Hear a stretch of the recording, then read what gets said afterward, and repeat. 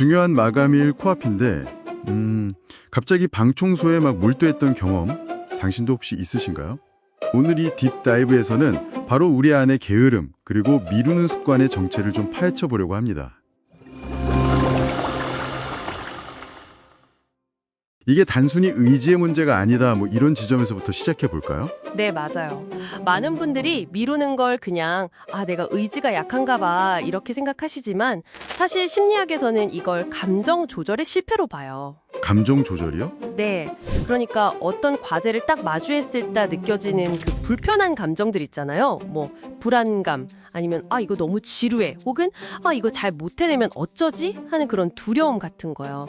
이런 감정을 피하려고 뇌가 약간 잘못된 대처 방식을 쓰는 거죠.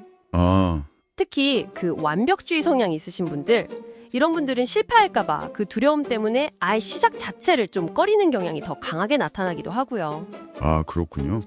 그럼 우리 뇌 속에 편도체라는 거 있잖아요. 그 비상벨 같은 거. 네네. 그게 좀 불필요하게 자주 울리는 거랑 비슷한 거네요.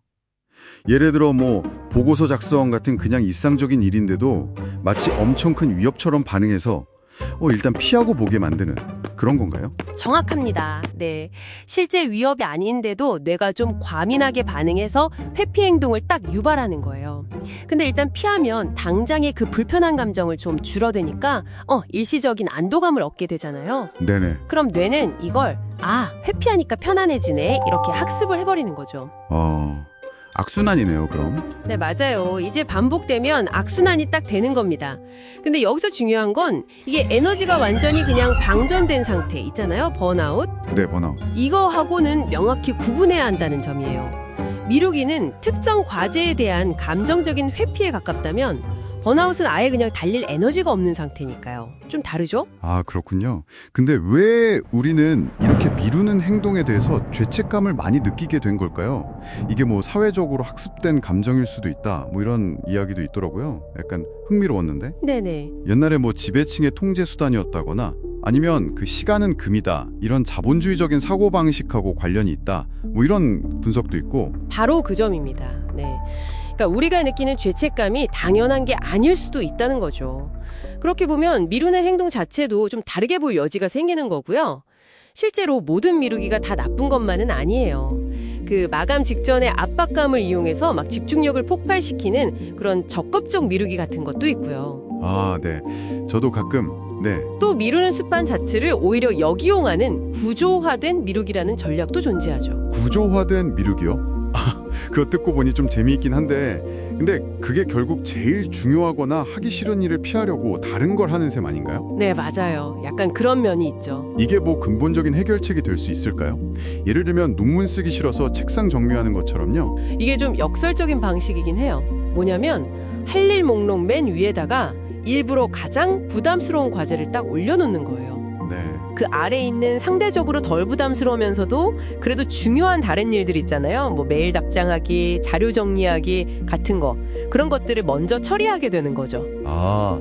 회피 에너지를 다른 데 쓰는 거군요. 네, 가장 큰 허대를 피하려는 그 에너지가 다른 생산적인 활동으로 전환되는 그런 효과가 있는 겁니다.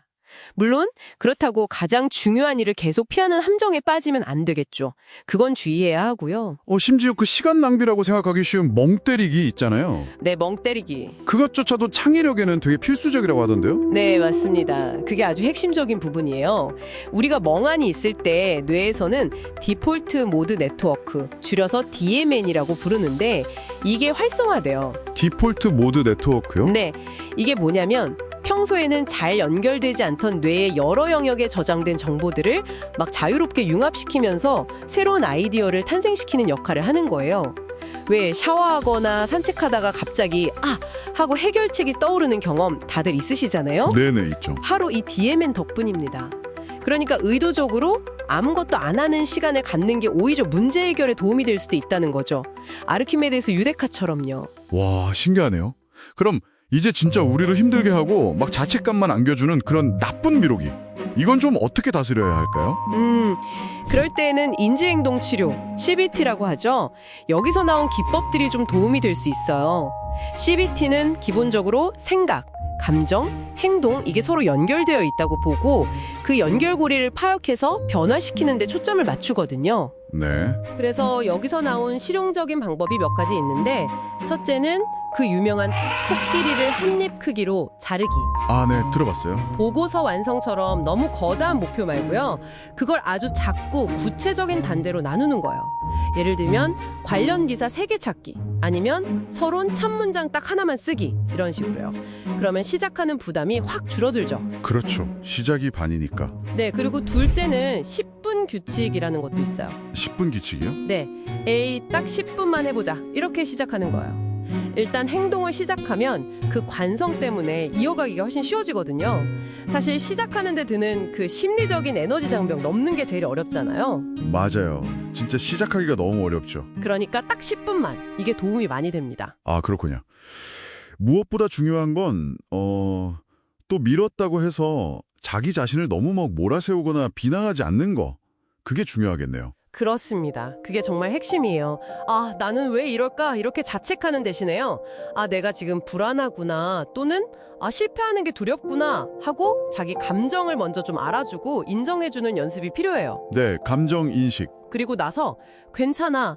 그럼 지금 당장 할 수 있는 가장 작은 행동은 뭘까? 이렇게 질문을 좀 바꿔보는 거죠.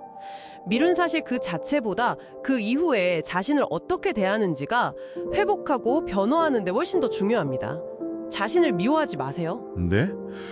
오늘 이야기를 좀 정리해보면 당신 안에 그 미루는 습관이라는 게 무조건 없애야 할 결점이라기보다는 어쩌면 당신의 현재 감정 상태나 아니면 그 과제와의 관계 이런 걸 알려주는 중요한 신호일 수 있다 이런 거네요. 네, 맞습니다. 목표는 게으름이나 미루기를 완전히 박멸하겠다. 이게 아니고요. 그 신호를 잘 알아차리고 자신에게 맞는 건강한 활동과 또 휴식의 균형점 이걸 찾아가는 어떤 여정으로 봐야 한다는 거죠. 마음속에서 또 미루고 싶다 이런 목소리가 막 들릴 때 오늘은 비난하는 대신에 한번 이렇게 물어봐 주는 건 어떨까요? 넌 지금 나에게 어떤 이야기를 하고 싶은 거니? 하고 말이죠. 네, 좋습니다. 그리고 여기서 한 걸음 더 나아가서요. 당신이 계속 미루고 있는 바로 그 일이 정말 당신에게 의미 있는 일인지 아니면 그 에너지를 당신 삶에 더 중요하고 가치 있는 다른 어딘가에 쓰는 것이 더 현명한 선택일지 이런 질문을 스스로에게 던져보는 것도 꽤 의미 있는 탐구가 될 거라고 생각합니다.